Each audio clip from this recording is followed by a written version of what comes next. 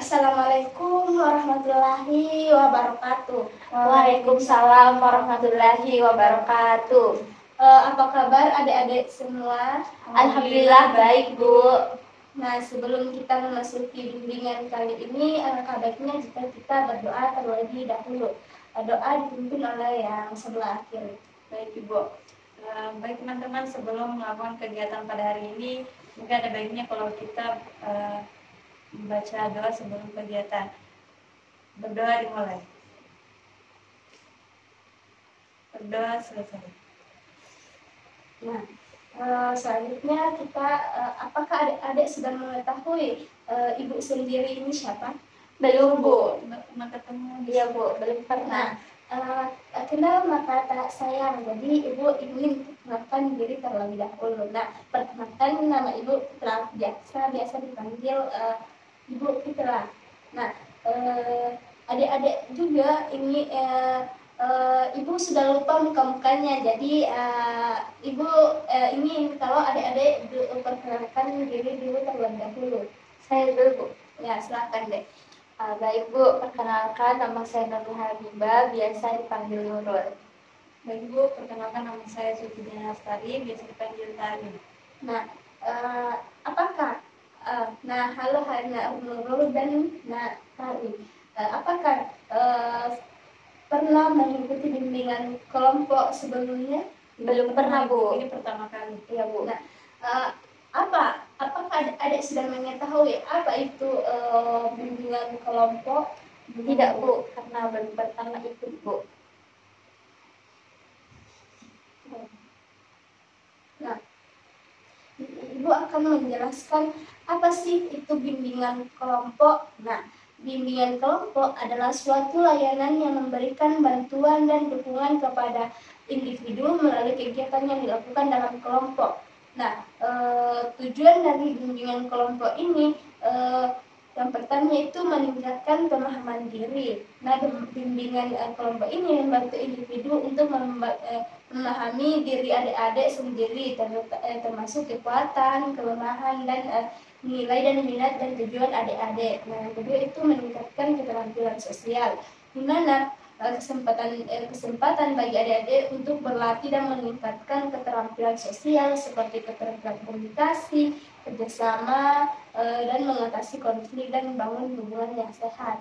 Dan yang ketiga itu meningkatkan dukungan sosial, di mana bimbingan kelompok itu menciptakan lingkungan yang mendukung dan saling memahami, di mana individu merasa didengar, dipahami, dan mendapatkan dukungan dari anggota kelompok lainnya.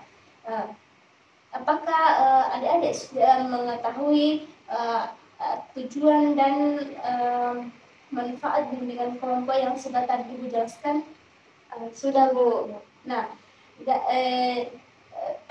di dalam bimbingan kelompok ini juga terdapat 4 asas. Apakah adik sudah mengetahui apa asas dalam bimbingan kelompok ini? Belum, Bu. Nah, terdapat 3 asas. Yang pertama, asas kerahasiaan, asas kesukarelaan, dan asas keterbukaan. Di mana asas kerahasiaan ini yaitu kerahasiaan informasi yang diperoleh dari konseling selama sesi konseling ini memiliki kewajiban untuk merahasiakan informasi pribadi dan adik-adik semua. Jadi informasi yang diberikan adik-adik kepada ibu itu Ibu jamin akan merahasiakan masalah adik-adik semua. Dan yang kedua itu asas kesukarelaan, di mana dalam proses bimbingan ini harus didasarkan pada kemauan dan kesukarelaan adik-adik semua. Dan Ibu ingin bertanya, adik-adik kesini atas tidak ada paksaan atau kemauan sendiri? Atas kemauan sendiri, Bu. Nah, dan bagus sekali. Nah, yang ketiga itu asas keterbukaan, di mana asas keterbukaan ini adik-adik bersikap terbuka dan jujur dalam berbagi informasi dengan Ibu. Keterbukaan ini memungkinkan Ibu untuk memahami lebih baik masalah yang dihadapi oleh adik-adik dan memberikan bantuan yang sesuai. Selanjutnya yaitu sebelum kita memasuki bimbingan kelompok sebentar, Ibu akan melakukan kontrak waktu, di mana kita akan melakukan bimbingan pada hari ini yaitu 15 menit. Apakah adik-adik setuju atas waktu yang Ibu tetapkan? Setuju, Bu. Nah, sebelum untuk meningkatkan konsentrasi adik-adik semua, Ibu akan melakukan ice breaking. Nah, ice breakingnya yaitu tepuk semangat, di mana Ibu akan mempraktekkan dan adik-adik sebentar mengikuti yang Ibu lakukan. Nah, yang itu tepuk semangat. Semangat.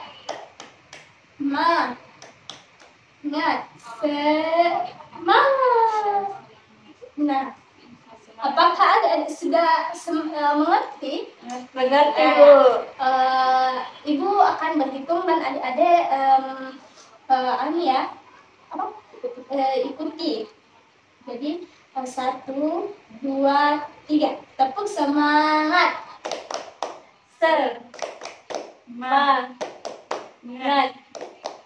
Semangat. Ulang, karena adik-adik semua sudah kayak tidak semangat untuk melakukan bimbingan kali ini. Ngantuk, Ibu. Iya, makanya Ibu akan adakan ice breaking untuk meningkatkan konsentrasi adik-adik semua. Nah, ice breakingnya Ibu mulai ya. Ya, Bu. 1, 2, 3. Tepuk semangat. Semangat. Semangat. Nah, bagus, apa adik sudah semangat untuk melakukan bimbingan kali ini? Semangat, Bu. Nah, selanjutnya kita akan masuk ke dalam tahap peralihan, di mana di sini Ibu akan menjelaskan topik dan tujuan materi di sini. Dan yang kedua itu apakah kita akan melakukan kesepakatan dulu. Dan Ibu minta apakah adik-adik semua sepakat dan tanggung jawab selama bimbingan ini, seperti menentukan hasil bimbingan dan mengisi evaluasi proses dan hasil. Iya, Bu. Apakah adik-adik semua sepakat dan bertanggung jawab dalam sesi bimbingan kali ini? Iya, Bu. Baik. Nah, selanjutnya itu apakah adik-adik semua sudah siap untuk memasuki tahap inti di mana kita akan menjelaskan topik-topiknya? Apakah adik-adik semua sudah siap untuk memasuki bimbingan kali ini? Siap, Bu. Saya sudah sangat siap dan sangat bersemangat. Nah, selanjutnya itu kita akan masuk ke tahap inti, di mana Ibu akan menjelaskan materi kita dengan judul meningkatkan konsentrasi belajar. Nah, tujuan di sini tujuan kita untuk di sini itu mengetahui apa sih itu konsentrasi belajar dan penyebab konsentrasi belajar dan manfaat konsentrasi belajar dan tips meningkatkan konsentrasi belajar. Nah, apakah adik-adik semua sudah mengetahui apa sih itu konsentrasi belajar? Belum. Saya juga, Bu. Nah, terlalu paham. Nah, Ibu akan menjelaskan apa sih itu konsentrasi belajar. Nah, konsentrasi adalah pemusatan pemikiran kepada suatu objek tertentu, di mana semua kegiatan kita membutuhkan konsentrasi. Dengan konsentrasi kita dapat mengerjakan pekerjaan lebih cepat dan dengan hasil yang lebih baik. Karena kurang konsentrasi, hasil pekerjaan biasanya tidak dapat maksimal dan diselesaikan dalam waktu yang cukup lama. Seperti kalau adik-adik dalam kelas dan tidak konsentrasi pada penjelasan Ibu, pasti adik-adik itu sulit mengerjakan pekerjaan jika Ibu suruh untuk menyelesaikan tugas-tugas. Dan pasti adik-adik semua menyelesaikannya, tetapi dengan rentang waktu yang lama. Nah, oleh karena itu konsentrasi itu sangat perlu dan perlu dilatih. Di Oleh karena itu konsentrasi sangat penting dan perlu dilatih. Nah, pikiran kita tidak boleh dibiarkan melayang-layang karena dapat menyebabkan gangguan konsentrasi. Pikiran harus diarahkan ke suatu titik dalam suatu pekerjaan. Dengan begitu pikiran kita makin hari semakin kuat. Nah, adapun penyebab kesulitan berkonsentrasi, ada faktor yang mempengaruhi konsentrasi belajar siswa. Yang pertama itu kurangnya minat terhadap mata pelajaran yang dipelajari. Yang kedua, perasaan gelisah, tertekan, marah, khawatir, dan benci dan dendam.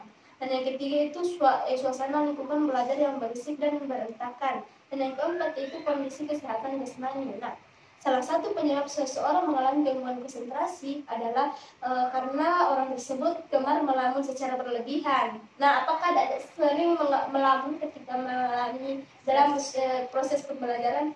Saya juga agak sering, Bu. Pikiran saya kemana-mana. Nah, perlu adik-adik untuk mengurangi perilaku tersebut, karena ketika adik-adik melamun maka pikiran akan melayang-layang sehingga kekuatan konsentrasi tersebut menjadi lemah. Nah, perilaku ini harus secepatnya dicegah, karena jika dibiarkan terlalu lama maka adik-adik tersebut akan menjadi gagal dalam mencapai cita-citanya. Dan agar konsentrasi adik-adik menjadi kuat, maka kita perlu melatih konsentrasi. Pikiran perlu diarahkan hanya pada suatu titik saja pada suatu waktu. Jika pikiran melayang, maka orang tersebut harus diingatkan dan diarahkan agar kembali ke titik semula. Nah, adapun manfaat konsentrasi belajar, yang pertama itu lebih mudah dan cepat menguasai materi yang disajikan. Dan yang kedua, menambah semangat dan motivasi untuk lebih aktif beraktivitas dalam belajar. Yang ketiga, yaitu memudahkan guru dalam melaksanakan proses pembelajaran. Dan yang keempat, yaitu suasana belajar menjadi nyaman. Dan yang kelima, itu memudahkan kita mendapatkan pengalaman yang baru. Nah, apakah adik-adik punya ide tips untuk meningkatkan konsentrasi belajar? Sampai saat ini saya belum punya. Nah, Ibu akan memberikan tips untuk meningkatkan konsentrasi belajar adik-adik. Nah, yang pertama itu berusaha disiplin dengan jadwal belajar dan buatlah menjadi rutinitas. Caranya yaitu bisa dengan membuat jadwal belajar secara teratur. Hal ini akan membuat pola belajar kita lebih efisien. Yang kedua yaitu belajar di tempat yang tenang. Karena dengan kondisi yang tenang kita dapat dengan mudah menyimak apa yang kita pelajari. Namun, memang tidak semua orang memilih belajar di tempat tenang. Bahkan ada yang harus mendengarkan musik agar semua pelajaran masuk. Hal itu tentu disesuaikan dengan kebiasaan setiap orang. Nah, yang ketiga yaitu selalu ajukan pertanyaan untuk materi yang telah kita pelajari. Jangan melamun saat belajar. Dan yang kelima yaitu sebelum jam sekolah dimulai, lihat lagi catatan sebelumnya dan baca bahan belajar selanjutnya untuk mempersiapkan segala ide atau materi yang akan disampaikan Ibu. Dan yang keenam yaitu tunjukkan minat yang besar selama mengikuti pelajaran. Hal ini penting untuk memotivasi diri adik-adik. Dan yang terakhir yaitu hindari gangguan-gangguan kecil yang bisa mengganggu konsentrasi adik-adik dalam mengikuti pembelajaran. Dengan memilih duduk di bagian depan dan jauh dari teman yang bisa bersama kita. Dengan demikian, adik-adik akan fokus mendengarkan pengajaran dan mencatat apa yang disampaikan. Nah, selanjutnya yaitu kita akan memasuki tahap pengakhiran.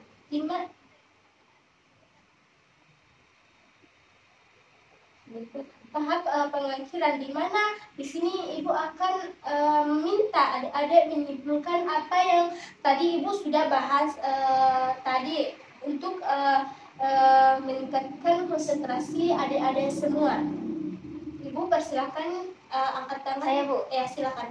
Baik, di sini Bu saya akan menyimpulkan materi bimbingan kelompok yang kita bahas hari ini, yaitu yang pertama pengertian konsentrasi belajar itu pemusatan pemikiran kepada suatu objek tertentu, dan juga ada beberapa faktor yang dapat mempengaruhi konsentrasi belajar. Yang pertama itu kurangnya minat terhadap mata pelajaran yang dipelajari. Yang kedua, kita sering merasa gelisah, tertekan, marah, khawatir, takut, benci, dan juga dendam.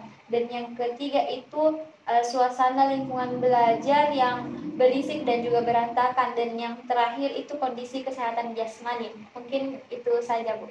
Oh, betul sekali. Nah, sepertinya waktu kita akan sudah cukup 15 menit. Tadi perjanjian di awal kita akan melakukan bimbingan selama 15 menit. Nah, sebelum seperti kesepakatan di awal tadi, Ibu akan meminta adik-adik untuk menyimpulkan hasil evaluasi proses dan hasil, di mana Ibu akan membagikan kepada adik di Google Drive. Ibu akan mengirimnya ke WA adik-adik ya. Ya, Bu. Untuk mengisi evaluasi proses dan hasilnya, dan kita akan Ibu akan mengumpulkannya di pertemuan selanjutnya. Nah, bagaimana perasaan adik-adik setelah mengikuti bimbingan pada bimbingan kelompok pada kesempatan kali ini? Silahkan, Mbak. Jadi perasaan saya setelah mengikuti bimbingan kelompok pada hari ini itu saya merasa terbantu, terutama pada pemberian tips tadi, meningkatkan meningkatkan konsentrasi belajar. Itu yang pertama, membuat jadwal. Jadi saya bisa membuat jadwal belajar untuk agar saya bisa lebih berkonsentrasi. Mungkin hanya itu, Bu. Nanti bagaimana perasaan setelah mengikuti bimbingan pada kesempatan? Kalau saya, Bu, juga sudah merasa terbantu dan juga sangat bermanfaat, Bu, karena saya lebih mudah dan cepat menguasai materi yang disajikan oleh guru. Nah, bagus sekali. Nah, tindak lanjut untuk kedepannya itu kita akan melakukan sesi konseling minggu depan seperti hari ini, dan di tempat ini di hari yang sama dan waktu yang sama. Nah, untuk melihat progres apakah adik-adik sudah ada perkembangan dalam sesi bimbingan kali ini. Nah, untuk mengakhiri pertemuan kali ini, langkah baiknya jika kita berdoa terlebih dahulu. Ibu, ya silakan. Oke, sebelum kita mengakhiri bimbingan hari ini, mungkin kita dapat menutupnya dengan berdoa terlebih dahulu. Doa dimulai.